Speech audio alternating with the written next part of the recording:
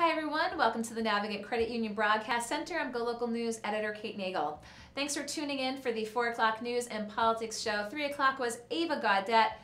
Great lineup. If you didn't check it out, be sure to do so. But lots going on politically down in D.C. And as we do most Tuesdays, check in with Jennifer Lawless at American University. Jennifer, how are you today?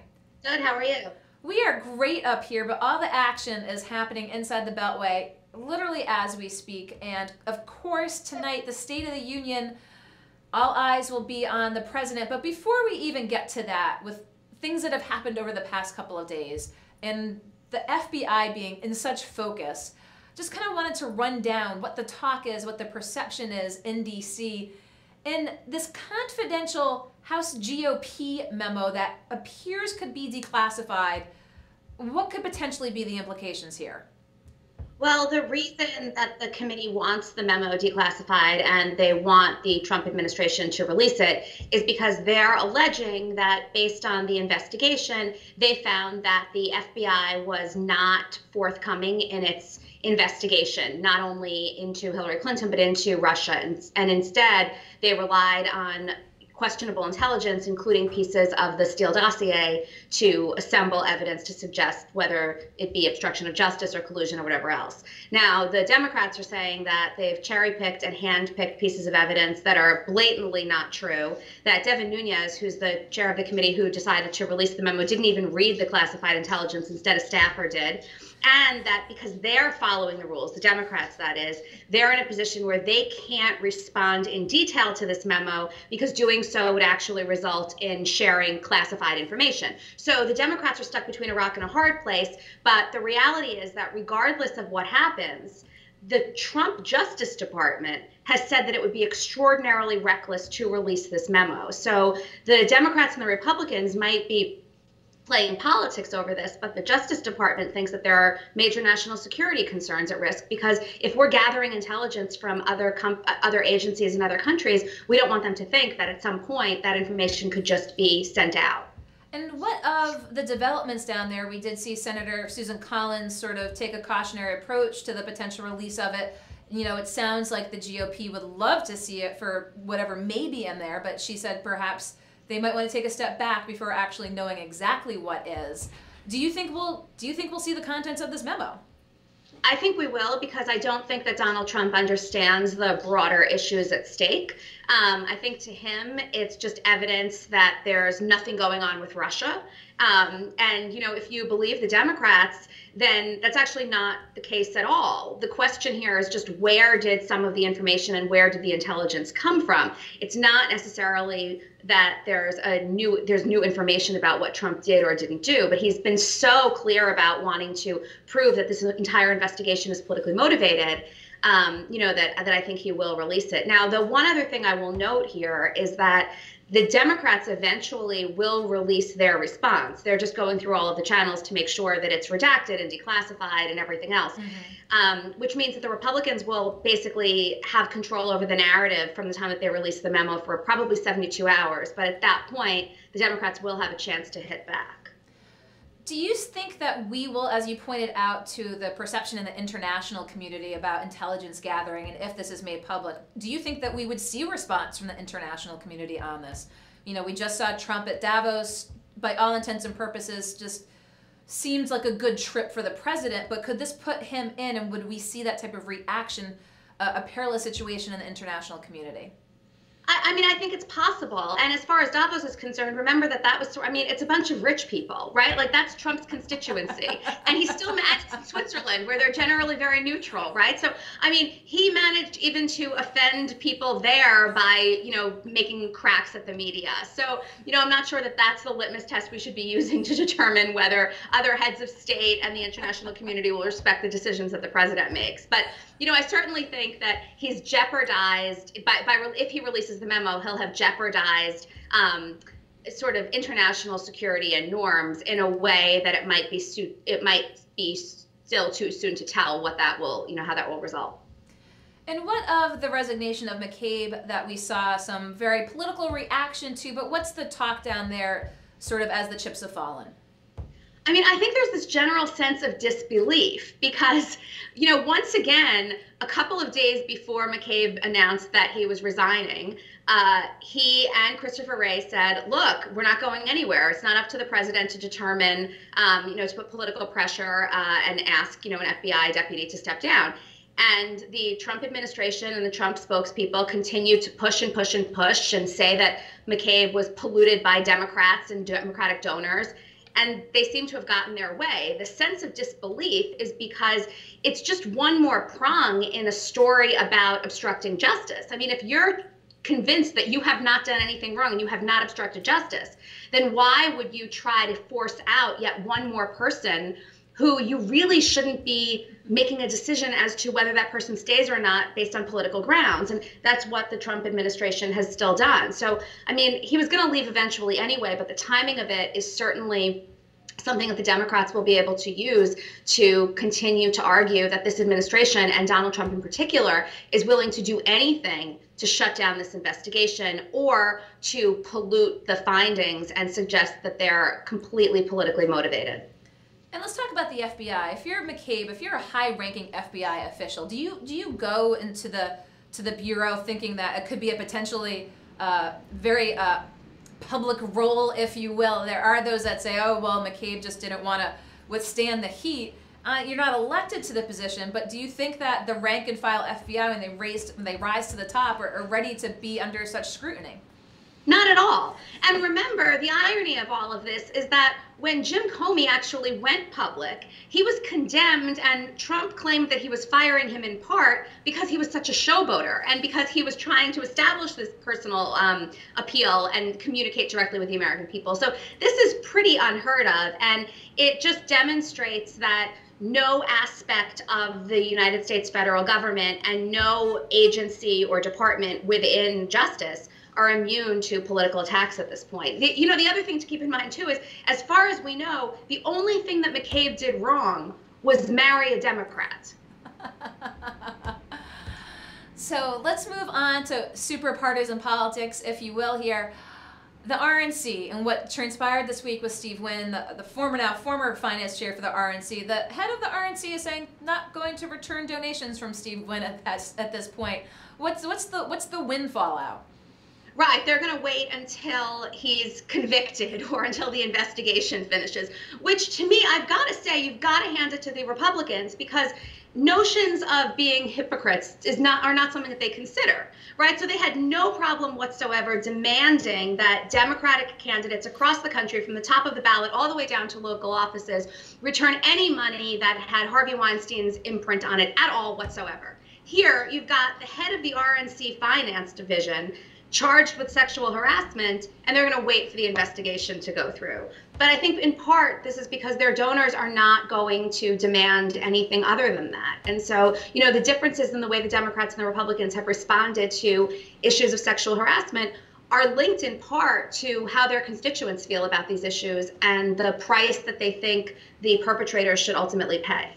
And let's flip over to the Democratic side. We saw some news this week with Hillary Clinton and very old allegations of sexual harassment by a staffer of hers that she had indeed kept on. What about the ramifications there? Again, this is part of, the swept up in the Me Too movement, if you will. But what's the reaction been down there in terms of Hillary Clinton and this piece of news that we have learned this week? Well, I think a broad sense of relief in that she's not the face of the Democratic Party, because that would generate some widespread problems, given that sexual harassment, Me Too, and the notion of women's empowerment is so much at the forefront of the Democratic Party's agenda. It's certainly an issue, and it's certainly a problem. And frankly, if the Trump campaign would have known about this in 2016, you can imagine that it would have been front and center, and he would have said, that she had absolutely no right whatsoever to make any claims that he wasn't good with women, when it wasn't only her husband now who had engaged in, sexual improprieties, but her own campaign advisors as well. So, I think there's this general sense that that's awful, and it's stunning that it hadn't come out sooner. But there is this political sigh of relief that, she's at least not the spokesperson or the candidate. Is it a bit of a pitfall for her as she's on the speaker circuit, as heaven knows she would still love to be in consideration for the next go around? Is this going to be a detriment to Clinton moving forward? I think it's probably a nail in the coffin. In part because it would already be a very tough road to hoe to make the case that she should be the nominee or that she should give this a third shot. But when she can't then even portray herself as an advocate for women and women's empowerment on a personal level, there's no question that policy-wise she has. But if we believe these allegations and that she was aware of them and sort of swept them under the rug, it's hard to see how you recover from that, especially when you've got women like Kirsten Gillibrand, who have been very, very outspoken advocates about this, against this behavior, probably interested in vying for the nomination. Do you think this impacts her speaking ability? Will we see institutions or universities or see any backlash, or will she continue down that road unfettered? I think it's probably unlikely that it will affect invitations, but I can imagine that she'll be asked about it. And my sense is that she's probably not going to be able to put this on the list of things that she would never speak about. But the reality is she still was the first woman to garner a major party's nomination. She broke history, and she's been an outspoken advocate for women, families, and children. So I'm not sure that this is going to end her speaking career or the imprint that she's placed on women in American history, but I do think it probably seals the deal for a future political career. So let's move on to the both future of the Democratic Party as we look now to the State of the Union this evening. We'll get to Joe Kennedy after, but the Nancy Pelosi quote, when did she make that quote about if Trump doesn't burp, or what was the other? Or if his nose doesn't run, then it's a good speech. So today, it was in the same speech where it was in the same set of remarks where she also said that if Democrats have any sense of wanting to walk out, they shouldn't walk in. So she does not want the speech to be one of explicit protest. She's told her members that if they feel like they cannot sit there, if he's too offensive, if the kinds of things that he's endorsed and said would be so appalling to their constituents that they could be held accountable for attending, then they should feel free not to attend, but that the venue itself is not a place for explicit disrespect. So we'll see what happens. We do know that the Democratic women are planning to wear black. Kellyanne Conway has already condemned them and said that it's pretty pathetic that this is how they're going to spend their time, that they're just interested in what they're wearing. And what are they doing, showing allegiance to the women who think that Harvey Weinstein shouldn't be in Hollywood, sort of missing the entire point. But, you know, my sense is that the expectations for Trump are quite low, but the expectations for Democratic bad behavior are quite high. So the Democrats need to sort of, you know, demonstrate a sense of respect that the Republicans don't always demonstrate. And Donald Trump has to be able to read from a teleprompter. And so what are the expectations coming from President Trump this evening? Do we expect him to take bold stances, or do we think it's going to be a safe speech? Well, I mean, he announced today, his office announced today that he's going to have some extraordinary comments about North Korea. Now, we also know that that office is one that really engages in hyperbole on a pretty regular basis. So it's unclear if those comments will be completely new or something that we've never heard of.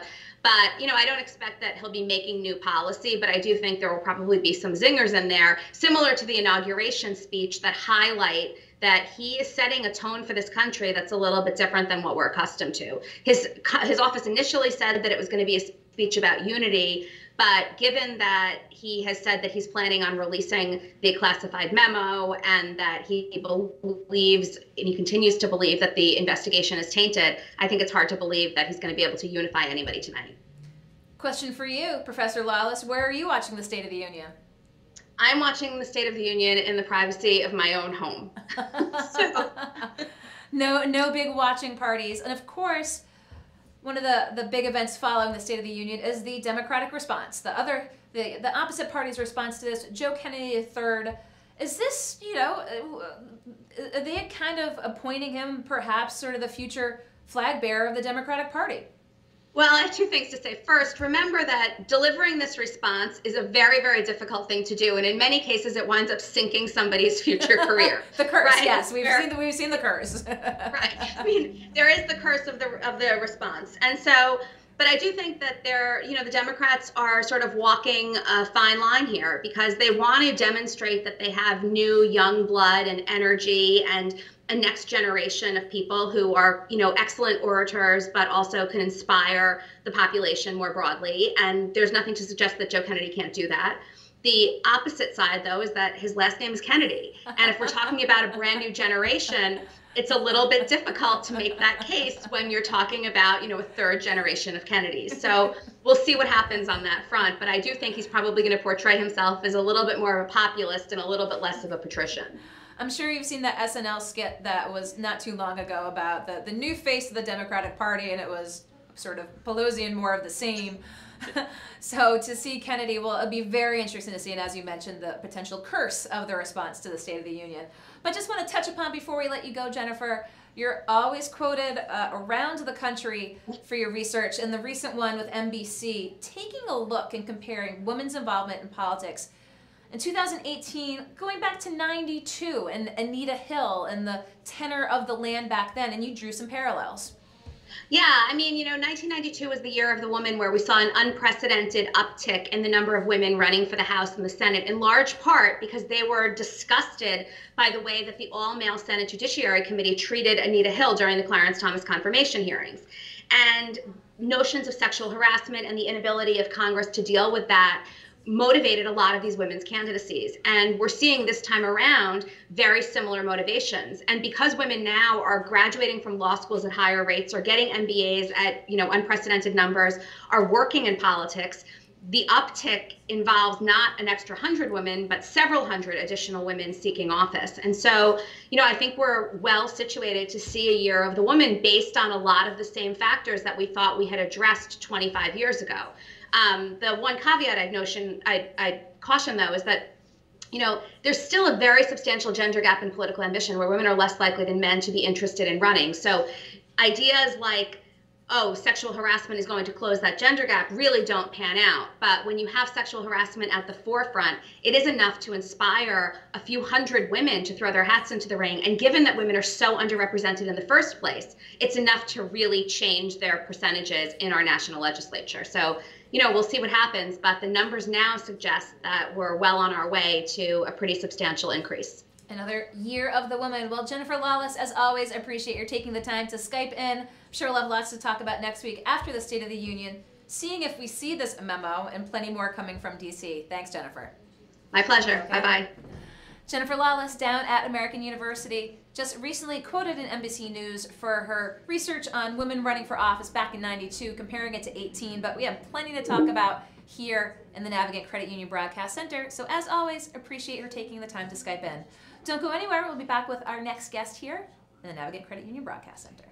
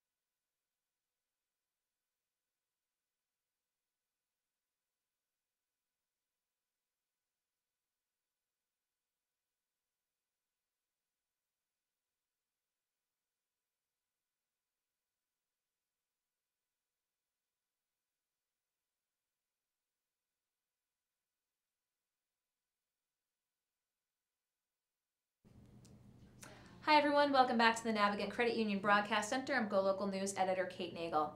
I'm joined by a guest who has been here in studio before. Dave Kane, I appreciate your taking the time to come back in. Thanks for inviting me. Well, thanks for coming back. But the last time you told me never again. No, that's not true. Yeah. Fake news, fake news. Wanted to bring you in as we approach the 15th anniversary of the station fire. Right. And your son Nikki, the youngest victim, now 15 years later, you just celebrated Nikki's birthday. Yeah, on Sunday we have a big birthday party, and we bring in the whole family, and we always deal with this whole thing in the present. We deal with Nikki in the present. A lot of times when someone passes in your family, you start talking about them in past tense. You say, oh, they used to love this pizza. Well, Nikki still loves that pizza when we ordered it Sunday. So. What's the pizza? Anything. If it's pizza, if it's pizza, that's Nikki. Pizza, any pizza. So there's going to be, I'm sure, a number of remembrances coming forward, and now that there is the memorial on site as well. Right. But you talk about remembering both the victims who have passed and the victims who are continuing to struggle with being survivors. 15 years later, you also talk about wanting to make sure this is remembered for a very specific reason. It's important for people to remember that this memorial is not for us to remember our family members or our friends. We don't need that memorial to do that. We have cemetery plots if we want to do that. The 200 people who were seriously, devastatingly injured don't need the memorial to remind them of that. They have mirrors.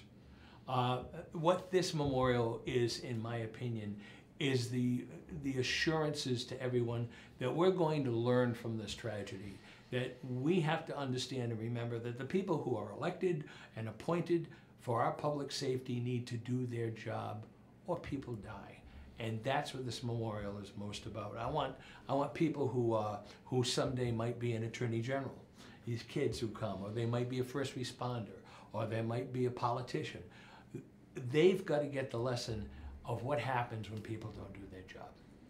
And 15 years later, I know we've talked about fire safety here in the state. Has much changed? I don't think so. Unfortunately, I don't. If you remember, right after the fire, if you went to a live presentation, a theater piece, that was the first thing they did. They would do the whole litany of where the exits are and da-da-da. I performed at the Arctic Playhouse this past weekend. They did it, but it used to be a big deal thing at Trinity. I think they do a little less of it than they used to do. And like everything else, if you get into your car at the site, and you start to drive off, and you look in the rearview mirror, the site gets smaller and smaller and smaller, and pretty soon it's out of your view. And that's what happens, and that's why I want people to be reminded this year, the 15th anniversary, of what that was about, so we don't have that happen. And now there's a number of things coming up to remember Nicky and his impact and his works. And so talk with us a little bit about what we can expect moving forward. Well, very excited. Nicky is a very wonderful kid. Of course, I think that because I happen to know him. This is a boy that said to his mom one day, I think I could play the guitar. So we said, okay, we'll get you a guitar. You got to take lessons. You got to promise to practice. Well, he took 4 guitar lessons and proceeded to write 50 songs. He and his band Shrine, S-H-R-Y-N-E, was supposed to open for Great White on Friday night. The fire was on Thursday, and Nicky went to see that. So next month, in February, on February 16th, Rhode Island PBS is going to be running 41, the award-winning documentary about Nicky, and you see him from the time he's very little to moments before he passes in the fire. It's almost a 2-hour documentary, but it is well worth it. And we want to thank Rhode Island PBS for doing that. That's February 16th at 8 o'clock. On the 17th, there's a terrific show that Rhode Island PBS does called Life in Lyric. It's hosted and produced by Lisa Purcell. And on 10 o'clock on the 17th, they're going to be featuring, among other people, Nicky's music and Nicky's presentation. And then on the 18th, on Sunday at 1 o'clock at the memorial will be a remembrance ceremony. We hope maybe you can come to that too. So there's a lot of things happening and a lot of things to remind people and to celebrate those people who were involved in this fire on all levels. And as you said, to never forget, we're here on the 15th anniversary. It seems like to everyone just yesterday. Sure. But 20, 25, 30, every year is an opportunity to remember those impacted, and as you mentioned, the lessons learned. Yeah, and to think and to keep it going, and not to wait between in all the between the time. anniversaries, you can kind of remind yourself and remind others, because that's the impact we want this memorial to have. We want it to be positive, like the lives of the people who passed and the lives of the people who were injured. They're still contributing in so many different ways, and we need to celebrate that too, and that's what we want to do. Speaking of celebrating, you're a big believer in mediums connecting you to your son, and you've got an event coming up, a cruise. Yeah, it's really cool. We have 4 mediums from the Boston, Rhode Island area, and we are having a cruise from Boston to Bermuda, July 13th to the 20th, and we're having 4 mediums: Stephen Masick, who is an attorney and a medium, Maria Halverson, Lisa Powers, and of course Roland Comtois, who we all know. And they're all coming on the cruise, and while we're at sea, we're going to have massive presentations of medium ability, and you'll get all kinds of messages, I hope. Or even if you don't get a message, you see that it's possible. You see that this communication goes on all the time between our loved ones and us, if we're open to it. And that's what this is about. If you want more information, you can go to davekane.net. That's KANE.net, and you can find out more about it. Well, I appreciate your taking the time to come in here today to, again, talk with folks, talk about, again, continuing to remember the lessons learned and the lives impacted. Dave Kane, I appreciate your taking the time. Thanks for inviting me. Of course. I'm glad you didn't mean that. I did not say he couldn't come back ever again. She said never again. I think Charlie Hallcolder got her to do it. I'm not sure. Charlie Hall, I think, got my birthday wrong, or my age wrong, so we'll talk about him later. Okay, great. Dave, Thanks. I'll let you around the corner and we'll welcome Thank our next you. guest, okay? Dave Kane, appreciate him coming back here in studio as we approach the 15th anniversary of the station fire. Wanted to talk about why it's important to remember, not just on the anniversary date, but every day, about the lessons learned and the lives impact. So thank you, Dave. We'll be right back here, turning back to a little politics here in the Navigant Credit Union Broadcast Center. Don't go anywhere.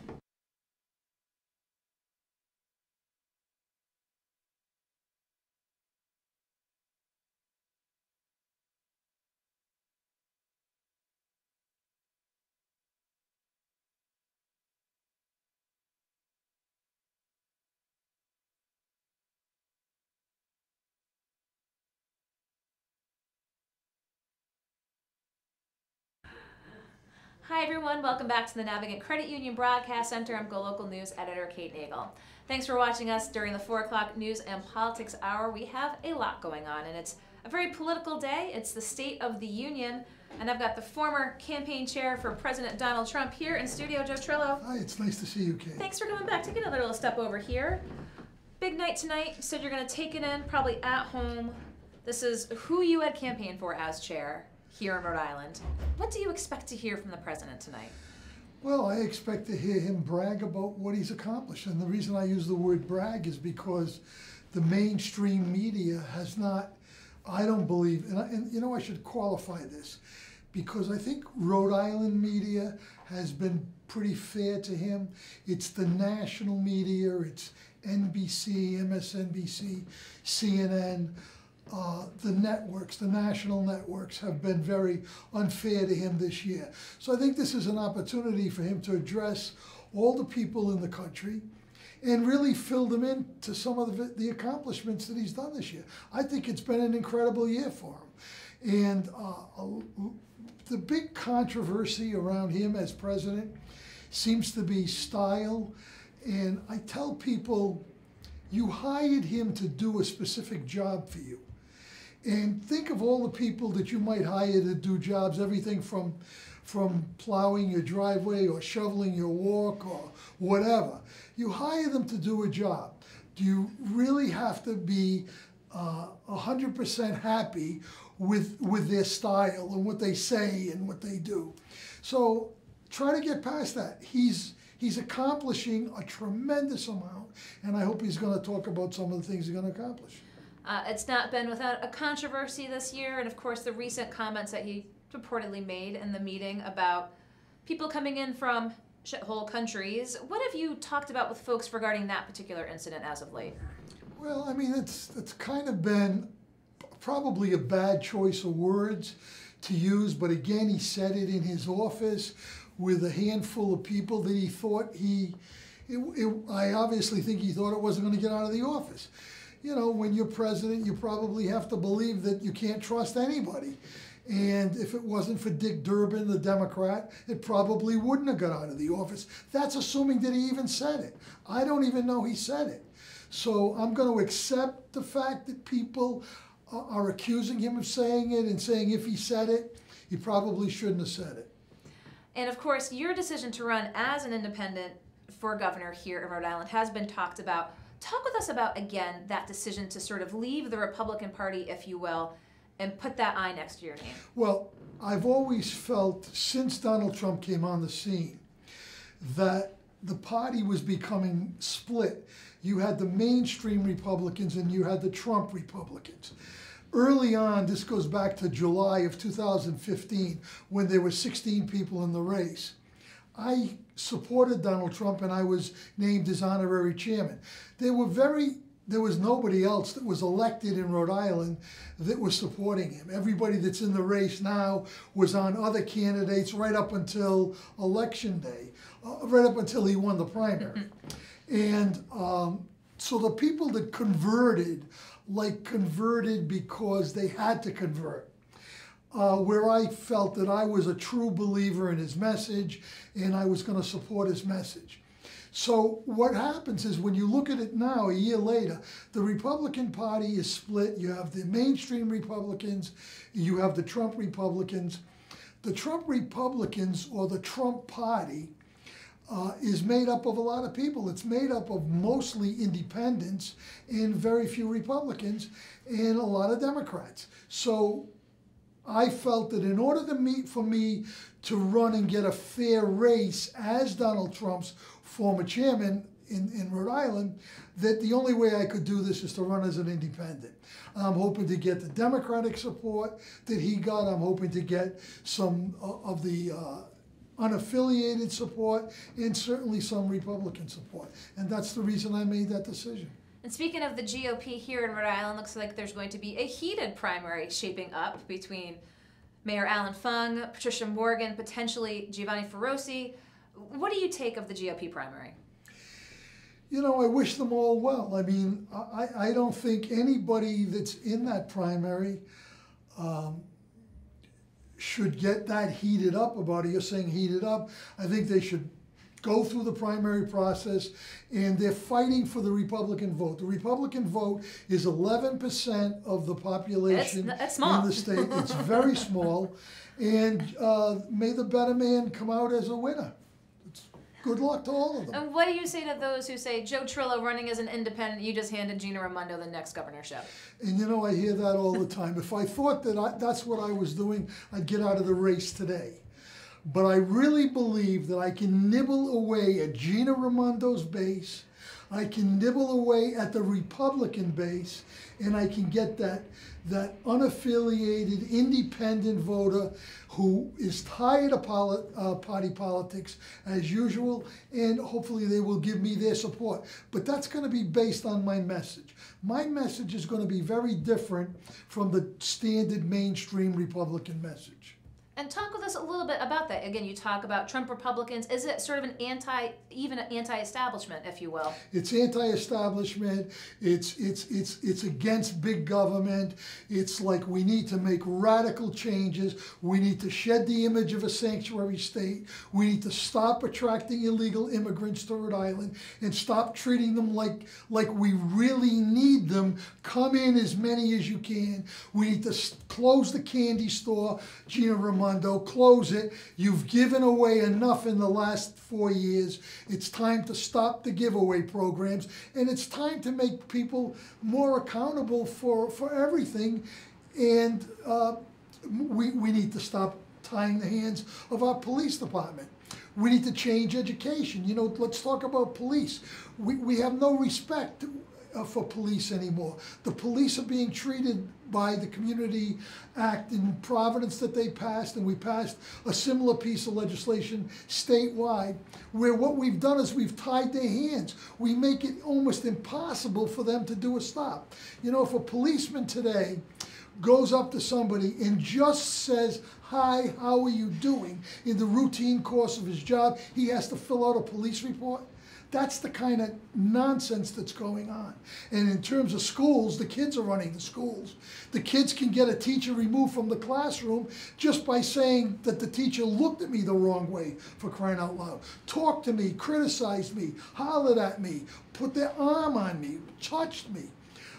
It's insane what's going on. It all needs to change. We need to start to go back to where the system worked. You know, we keep trying to reinvent it, make it new. We already know the way it worked. Go back and look at it. 20 years ago, it was working. 30 years ago, it was working even better. It's not rocket science, so we need to make a major course change. What do you have to say to those that hear your message, hear you speak, and say, Joe Trillo, you're closed-minded. You're closed-minded to people coming here to the country. You must hear that a lot.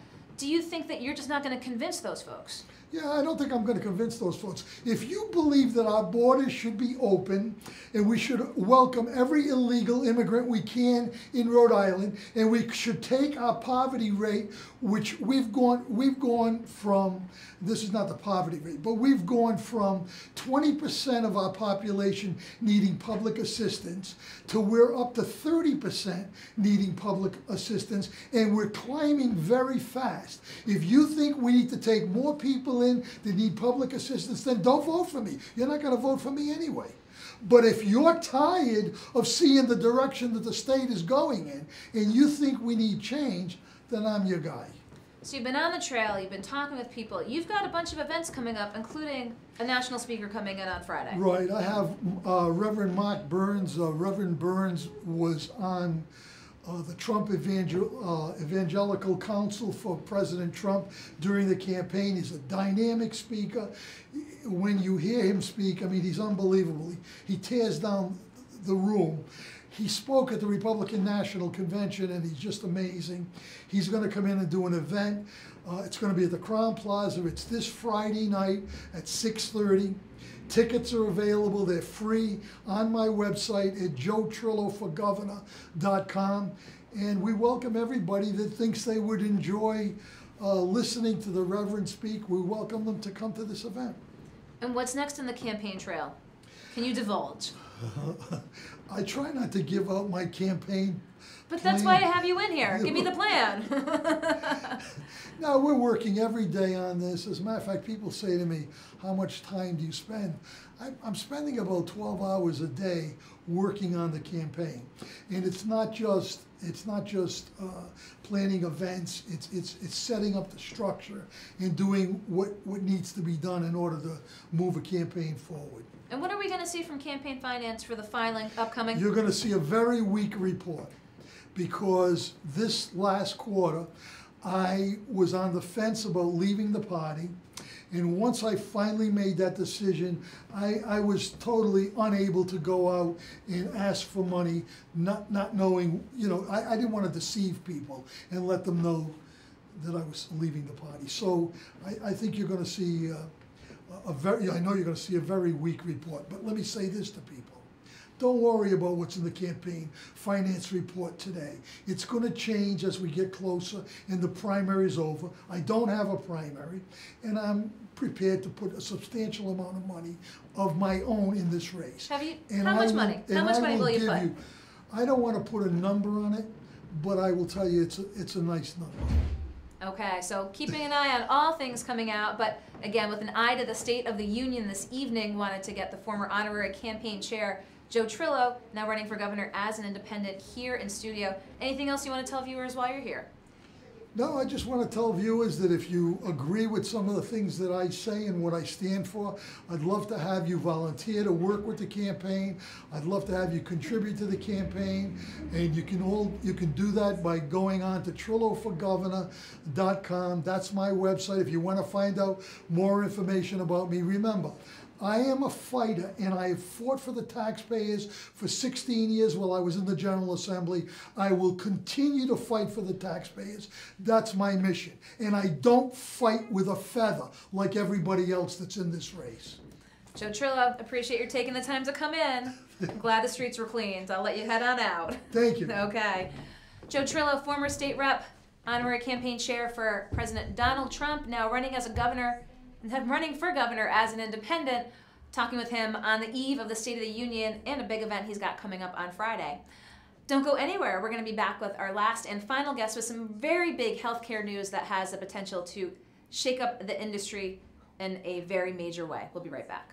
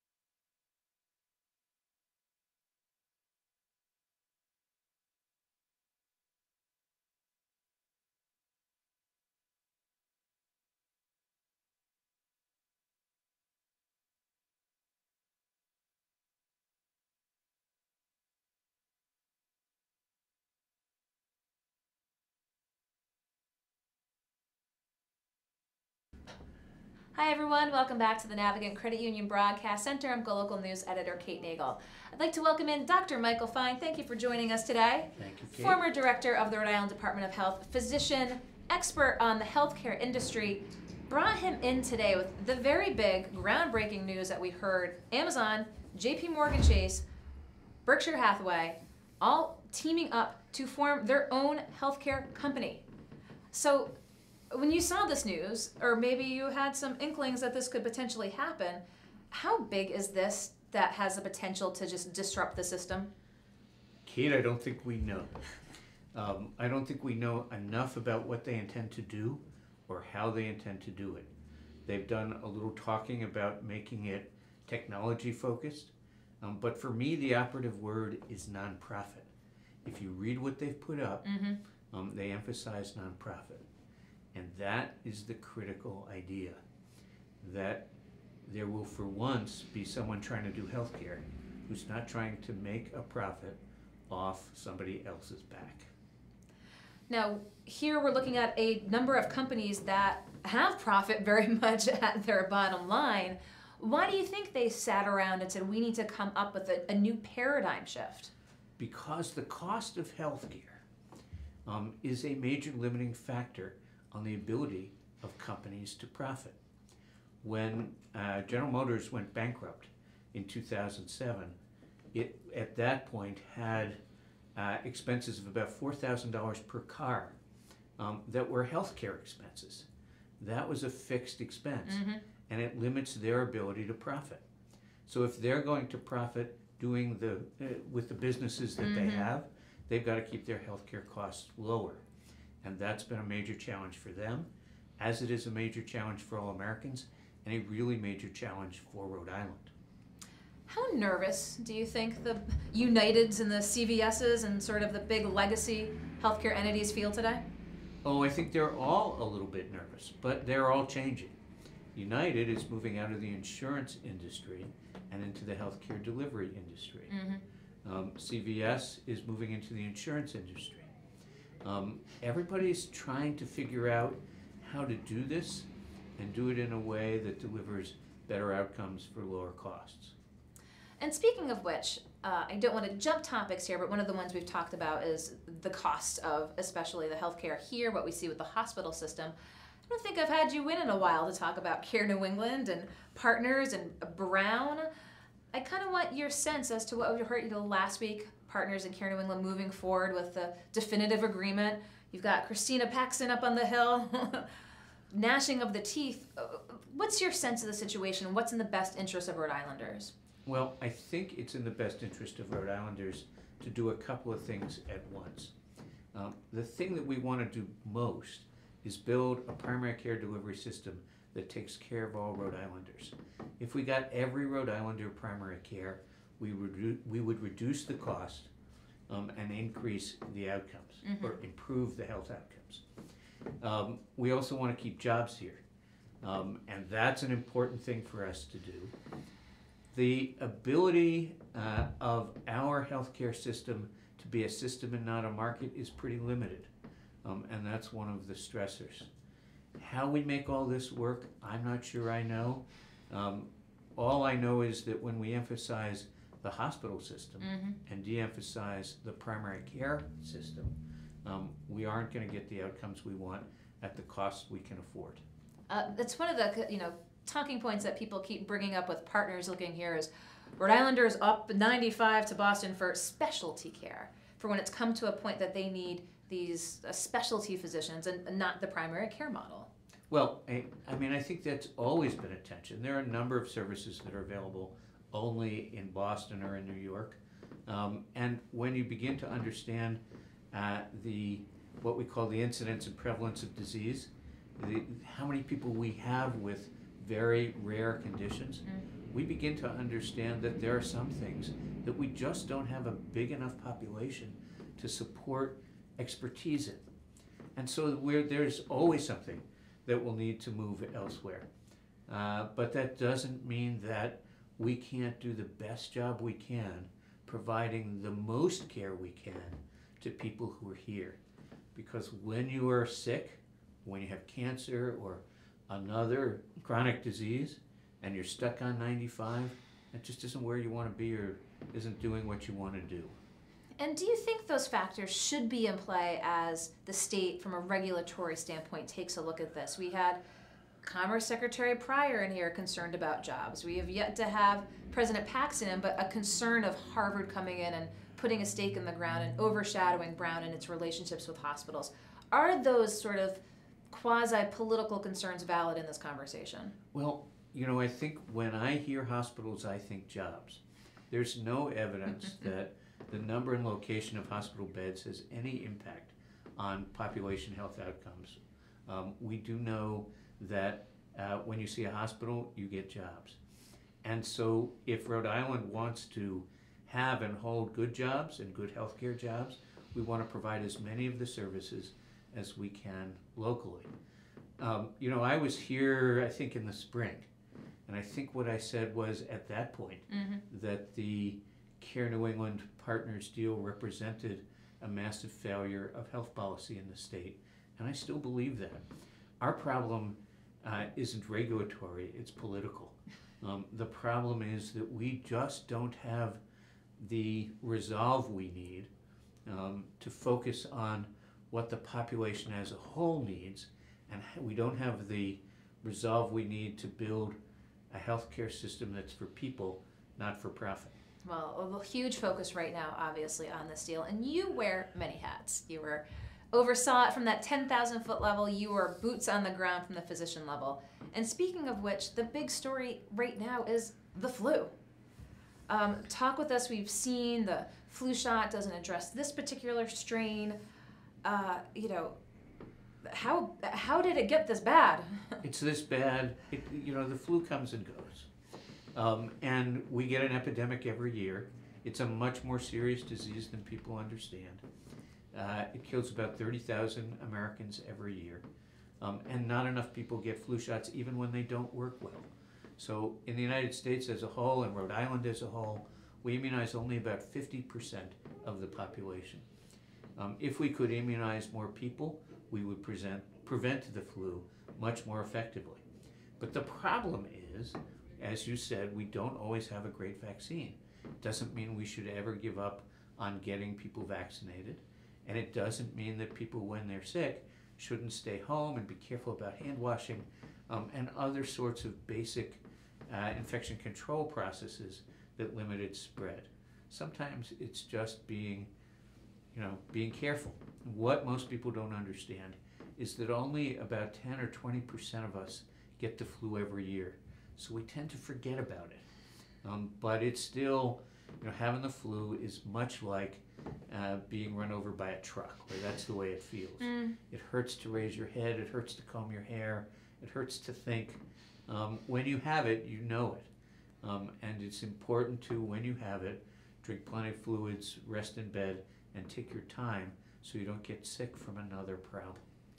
And, here we are in the age of social media. We experience the flu every year, but now we see on a real-time basis these cases of the children and the parents, and just came down with the flu in 48 hours, were dead. I think folks might have a lot of concern. Well, when is it so bad that I need to go to an ER?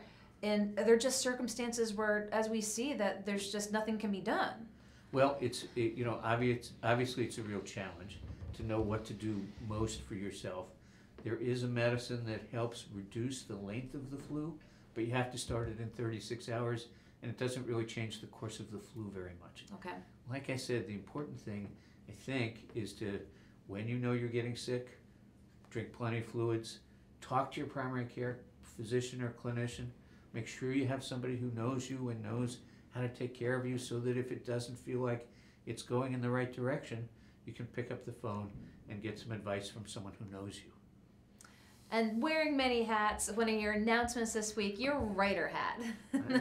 My writer hat. Talk with us about your writer hat. You sent out an email to a broad group of people, we shall say, that you've been writing, and as you said, instead of looking to go through traditional avenues of getting your works published, want it to be a community of folks who opt in to what you've been putting forth.